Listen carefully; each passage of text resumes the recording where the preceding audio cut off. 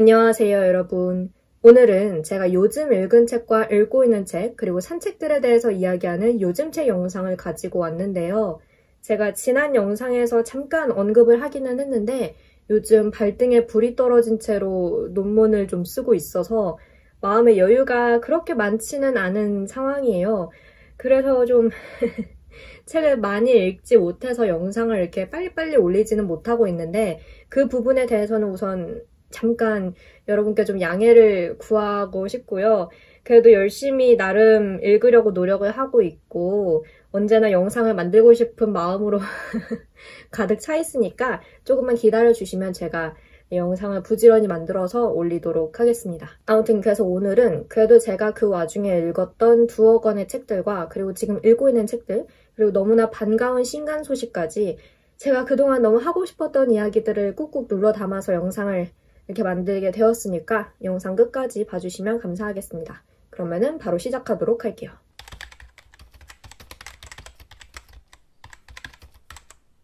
우선은 제가 요즘 읽은 책들부터 이야기를 해보도록 할게요. 첫 번째로 보여드릴 책은 바로 이 책입니다. 이재현 작가의 파도를 넘어서 케이크라는 책이고요. 출판사는 클입니다. 이 책은 저자분께서 홈베이킹을 하면서 느끼고 또 겪었던 것들에 대해서 적은 에세이집인데요. 직접 만든 디저트를 주변 사람들과 나눠 먹으면서 했던 생각이라든지 새로운 디저트를 만들면서 했던 시행착오들 그리고 홈베이킹, 즉 취미로서의 베이킹이 나의 삶에 선사하는 기쁨과 위로 같은 것들이 이 책 안에 담겨 있고요. 이 책에는 글뿐만 아니라 작가님이 직접 찍으신 감각적인 사진들도 많이 들어가 있는데요. 제가 이 책을 종이책으로 사기로 결심했던 주요한 이유이기도 했습니다. 정말 전문 베이킹 책이나 혹은 잡지에서 볼 법한 느낌의 사진들인데 저자가 베이킹에 많은 열정과 애정을 쏟고 있구나 하는 거를 짐작할 수가 있는 그런 느낌의 사진들이에요. 그래서 글을 보는 재미도 있었지만 이 사진 하나하나를 감상하는 재미도 있었고 저는 에세이를 읽을 때 저자와 마음의 주파수가 맞는 책을 찾기가 은근히 쉽지 않다는 걸 종종 느끼는데요. 이때 마음의 주파수라는 것은 사실 좀 두루뭉술한 표현이기는 하지만 에세이가 저자가 자기 자신의 이야기를 직접 쓴 장르잖아요, 보통. 그거를 생각을 했을 때 저자의 목소리에 더 귀를 기울이게 되고 결과적으로 책에 애정을 더 갖게 만드는 그 모든 것. 책에 담긴 정서랄지 분위기랄지 톤이랄지 이런 것들을 아울러서 표현을 해봤는데 그게 저의 마음과 잘 맞는 에세이를 찾기가 꽤 힘든 것 같아요. 근데 이 책은 마음의 주파수가 잘 맞는다고 생각을 했습니다. 이 책에서 작가님이 만드시는 디저트들은 주로 미국에서 살았을 때 먹었던 것들의 그 뿌리를 두고 있어요. 예를 들면 같은 초콜릿 케이크라고 해도 한국의 베이커리에서 파는 거랑 미국의 마트에서 파는 거랑은 맛도 식감도 모양도 많이 다르잖아요. 그래서 저자가 만드는 디저트의 맛을 짐작하는 게 사실은 어렵기는 했지만 그게 글을 읽을 때 그렇게 큰 방해 요소가 되지는 않았고 오히려 저자가 기억 속의 그 맛을 찾으려 하는 이유나 혹은 그때의 마음 같은 것들이 저는 충분히 공감을 할 수 있었거든요. 이렇게 마음이 맞닿는 부분이 많다고 생각을 했어요. 이게 구체적으로 표현을 어떻게 해야 될지는 모르겠지만 저자가 하는 말을 알 것 같다. 사실 에세이를 읽을 때는 그게 가장 중요하잖아요. 저자와 나의 마음이 통한다는 그 느낌이. 그래서 이 책을 읽으면서 그것을 느꼈고 그리고 군침도 많이 흘렸고 결국 다음날 카페에 달려가서 쿠키와 케이크를 잔뜩 사오게 만들었는데 그것 또한 이 책이 저에게 잘 와닿았다는 어떤 증거가 되는 것 같아요. 그래서 여러분께도 꼭 소개를 하고 싶었습니다. 또 오랜만에 좋은 에세이를 만난 것 같아서 마음이 차분해지고 싶을 때 읽으면 좋을 것 같은 그런 에세이집이고요. 저도 혼란한 마음 속에서 잠깐이나마 좀 휴식을 갖고 싶을 때 그럴 때 주로 찾았던 그런 책입니다. 네, 그래서 첫 번째로 이 책을 소개해드렸고 두 번째로 소개할 이 책은 제가 도서관에서 빌려왔던 책인데요. 백승주 작가의 미끄러지는 말들이라는 책입니다. 출판사는 타인의 사유이고요. 이 책은 한국어 교육학과 사회언어학을 연구하고 가르치는 저자가 한국 사회의 언어에 관해 쓴 책입니다. 구체적으로는 국어라는 단일 언어 이데올로기라는 것이 은폐하고 있는 것들에 관해서 한국에서 살아가는 외국인, 이주민들은 언어로 인해 어떤 삶을 살고 있을까? 지역방언을 쓰던 화자가 표준어 환경에 놓였을 때, 특히 저자가 제주 출신이다 보니까 제주어와 제주도에 관한 이야기도 나오고요. 노동 현장에서의 언어, 근데 그 현장이 어디냐에 따라서 우리는 그 현장에서 사용하는 언어를 어떤 시각으로 다르게 바라보고 있나, 언론은 차별과 혐오의 언어를 어떻게 텍스트화해서 유통시키나 등등 주로 한국 사회에 존재하는 위계와 차별이 언어의 형태로 드러나는 사례들을 다루고 있습니다. 인스타그램에도 간략하게 쓴 바 있지만 전혀 딱딱한 논조의 글이 아닙니다. 오히려 캐주얼한 쪽에 속하는 글이라고 생각이 되는데 저자가 한국일보에 연재했던 칼럼과 몇몇 다른 글들을 엮은 책이라서 그런 것 같아요. 각 챕터의 분량도 짧고 굉장히 유머러스하면서도 또 동시에 신랄한 느낌의 어조인데 제가 아까 예시로 든 것들에서 아실 수 있겠지만 워낙 다양한 이슈들을 다루고 있고 각각이 너무나 중요한 이야기들이기 때문에 좀 더 심도 있게 그리고 분량을 조금 더 할애해서 이야기를 다뤄주었다면 더 좋지 않았을까 하는 그런 아쉬움이 남는 것도 사실이에요. 왜냐하면은 제가 이 책을 처음 이제 발견을 하고 읽기로 했을 때 이 책이 알라딘의 언어학이랑 언어사 분야에 포함이 되어 있었거든요.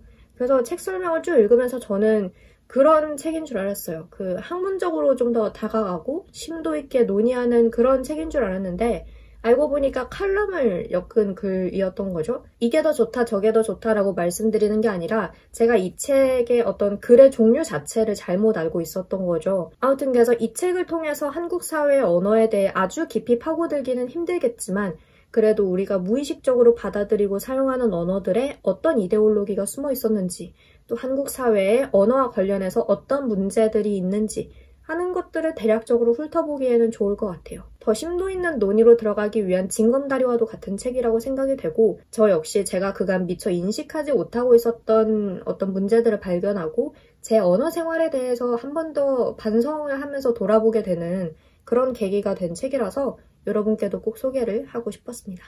네, 그래서 이 책도 같이 보여드렸고요. 그 다음으로는 제가 요즘 읽고 있는 책들에 대해서 이야기를 해보려고 하는데요.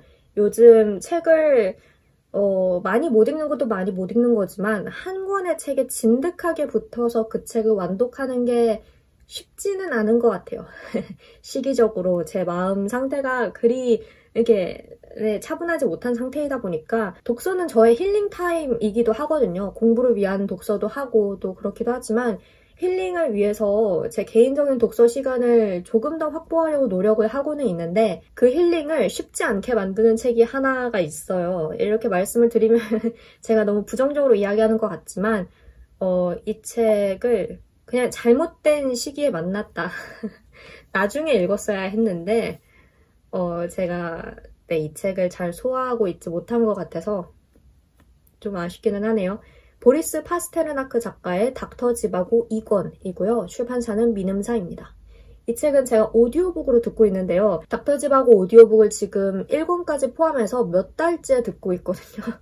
오디오북 자체는 너무나 좋아요. 곽윤상 성우님께서 낭독을 하시는 오디오북이고 그래서 제가 이 작품을 듣기로 결정을 했던 건데 이 닥터 지바고라는 소설 자체가 제가 소화하기에는 조금 벅차다라는 생각이 들더라고요. 일단은 등장인물들이 너무 많아서 누가 누구인지를 외우기가 너무 힘듭니다. 심지어 그 인물들이 이름 하나로만 불리는 게 아니라 2개, 3개 다 다른 방식으로 불리거든요. 그러한 인물 소개 페이지가 이 책의 처음에 3페이지나 나와요. 그렇게 인물이 많고 그리고 이 책이 당시 러시아의 시대적 배경, 특히 전쟁과 혁명에 관한 이야기를 다루고 있다 보니까 아는 바도 제가 많지 않을 뿐더러 지식적으로 그렇게 흥미가 있는 분야도 아니어서 진도가 나가는데 많이 힘들더라고요. 소설 자체는 요약을 하자면 유리 안드레예비치라는 사람의 사랑에 관한 이야기인 것 같은데 그 배경에 깔리는 현상들이 너무 어렵게 돌아가다 보니까 제가 길을 잃었습니다. 제가 지금 이 책의 12부를 이제 들을 차례인데 엄두가 안 나요. 다음 진도를 나가기가. 미음사 세계문학 전집의 오디오북이 꽤 많이 있는데 진짜 다 너무 좋고 다 너무 좋아서 이 책을 빨리 끝내고 다른 세계문학 전집 책으로 넘어가고 싶습니다. 다른 시기에 만났으면 감상이 많이 달라졌을지도 몰라요.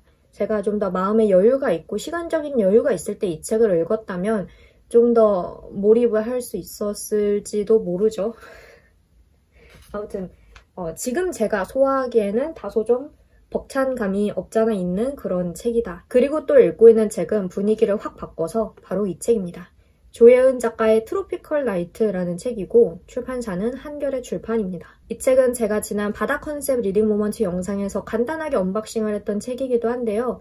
조예은 작가님의 신작 소설집이고 호러, 스릴러풍의 사랑스러운 괴담이 8편 담겨있는 그런 책이라고 합니다. 되게 아이러니한 표현이잖아요. 저도 그래서 알라딘에서 책 소개를 보고 되게 이게 무슨 뜻이지? 하고서 궁금증이 확 일어서 그래서 출간이 되자마자 샀던 책인데 저는 지금 첫 번째와 두 번째 작품을 읽은 상태입니다. 첫 번째 작품 할로우 키즈는 분량이 굉장히 짧은 초단편인데 그 작품은 그냥 읽었는데 두 번째 작품 고기와 석류는 서늘하면서 정말 인상적이었습니다. 삶에 아무런 희망이나 즐거움이 없는 중년 혹은 노년의 여성 옥주가 어느 날 썩은 고기를 먹고 있는 기이한 아이를 하나 발견을 하고 그 아이를 데려와서 석류라는 이름을 붙여주고 함께 지내는 이야기인데요. 삶과 죽음의 경계에서 아슬아슬한 줄타기를 하는 듯한 이들의 동거, 그리고 긴장감과 위태로운 상황 안에서 그럼에도 피어나는 어떤 삶의 가능성,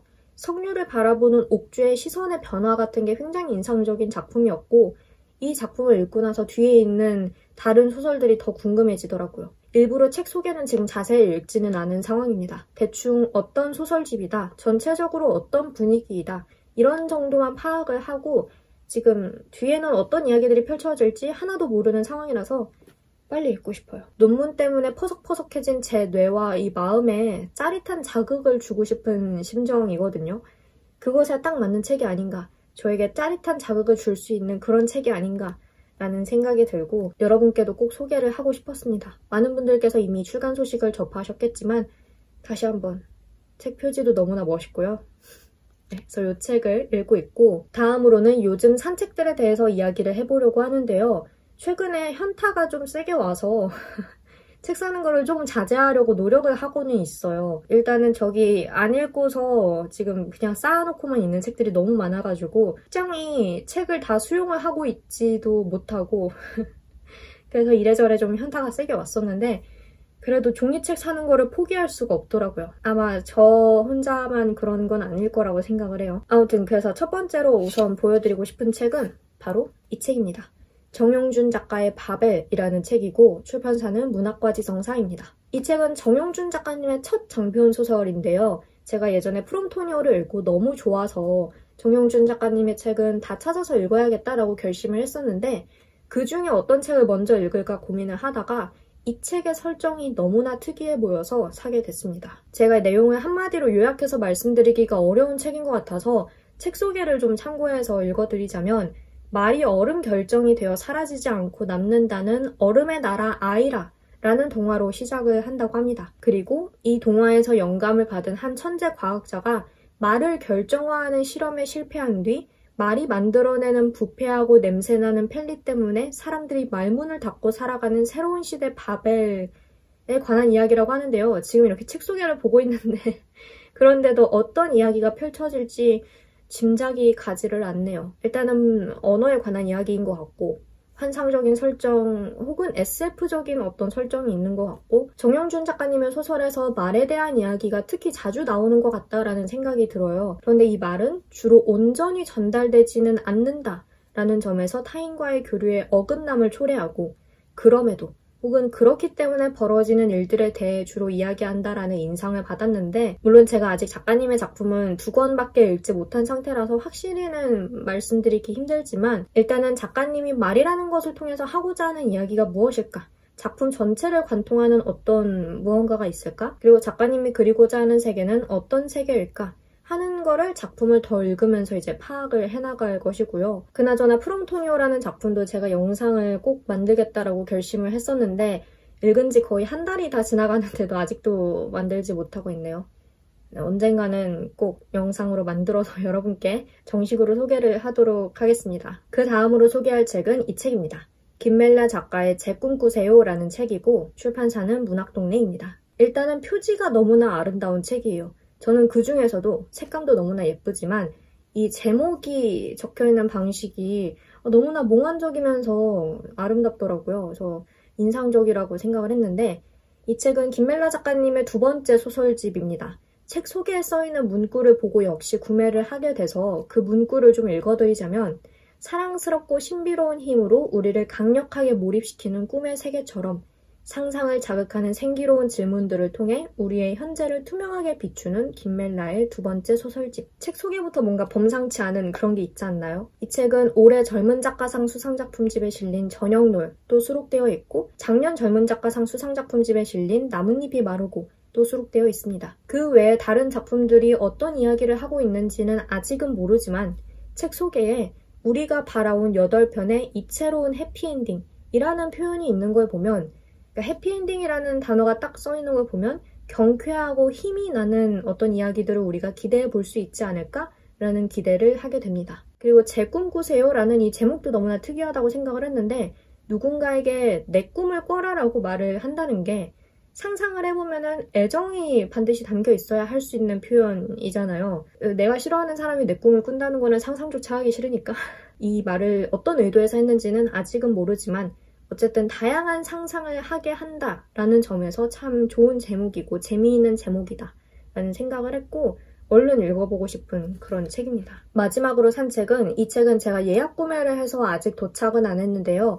정세랑 작가의 아라의 소설입니다. 출판사는 아논북스이고요. 이 책은 정세랑 작가님의 소설집이라서 구매를 했습니다. 원고지 20-30매짜리 옆편부터 70매짜리 단편소설까지 다양한 분량의 글들이 담겨 있다고 하고요.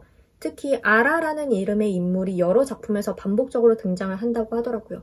그러면 이 작품들이 어떤 연관성을 다 가지고 있는 걸까라는 궁금증도 들고 사실 정세랑 작가님의 소설은 제가 늘 재미있게 읽어왔고 애정을 가지고 있고 그래서 산 게 가장 큰 이유이고 그리고 정세랑 작가님의 소설을 읽은 지 꽤 됐네라는 생각이 문득 들더라고요. 그래서 이제 다시 정세랑 월드에 좀 들어가야지 라는 생각이 들어서 또 기대를 많이 하고 있습니다. 말씀드렸다시피 이 책이 굉장히 분량이 짧은 여편들도 많이 담겨있는 여편 소설집이다 보니까 지금 같은 제 마음 상태에서도 좀 짧은 호흡이라도 이 책에 재미있게 몰입을 해서 읽을 수 있지 않을까 하는 기대를 가지고 있어요. 그 뜻은 이 책이 오자마자 빨리 바로 읽고 싶다라는 뜻이기도 하고요. 아마 많은 분들께서도 정세랑 작가님의 신간 소식을 듣고 또 이 책을 구매하시고 기다리고 계실 것 같은데 저 역시 그렇고 책이 빨리 도착했으면 좋겠습니다. 네, 이렇게 해서 오늘 제가 하고 싶었던 이야기는 얼추 다 한 것 같고요. 이제야 속이 좀 시원하네요. 정말 이 이야기들을 하고 싶었는데 네.